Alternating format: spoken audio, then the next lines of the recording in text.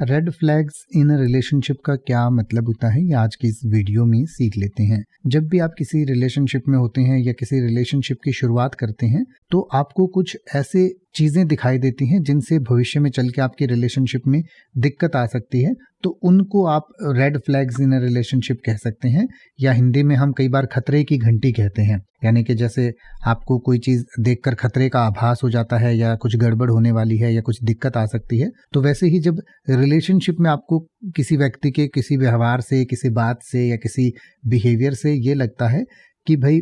हो सकता है कि ये रिलेशनशिप लंबा नहीं चलेगा या इस व्यक्ति के साथ मुझे इस रिलेशन में और आगे नहीं बढ़ना चाहिए, तो ऐसी चीज़ों को या ऐसे संकेतों को रेड फ्लैग्स इन रिलेशनशिप कहा जाता है। यानी कि जैसे कई बार लैक ऑफ कम्युनिकेशन, यानी कि सामने वाला आपसे ज़्यादा बातचीत नहीं कर रहा है, आपको समय नहीं दे रहा, या फिर कई बार डिसरिस्पेक्टफुल बिहेवियर होता है, या फिर जेलसी या पॉजेसिवनेस होती है, या फिर विश्वास की कमी होती है, लैक ऑफ ट्रस्ट होता है, या इनकम्पैटिबिलिटी होती है, यानी कि सामने वाले और आपके विचार ही नहीं मिलते हैं। कई बार सामने वाला आपको सपोर्ट नहीं करता है, कई बार सामने वाला अपनी लिमिट में नहीं रहता है, लिमिट क्रॉस करने की कोशिश करता है। तो ये सब चीज़ें जो हैं, या आपसे कोई झूठ बोलता है या फिर और भी किसी चीज़ की वो जिम्मेदारी नहीं लेता है, तो ऐसी बहुत सारी चीज़ें होती हैं जिनसे आपको एक संकेत मिलता है कि भाई हाँ, इस रिलेशनशिप में अब खतरा है, इस रिलेशनशिप में आगे नहीं बढ़ना चाहिए। तो ऐसे संकेतों को red flags in a relationship कहा जाता है। इसके बारे में और डिटेल से पढ़ना चाहते हैं तो आपकी स्क्रीन और वीडियो के डिस्क्रिप्शन में दिया गया है, आप पढ़ सकते हैं और इसको और बेहतर तरीके से समझ सकते हैं।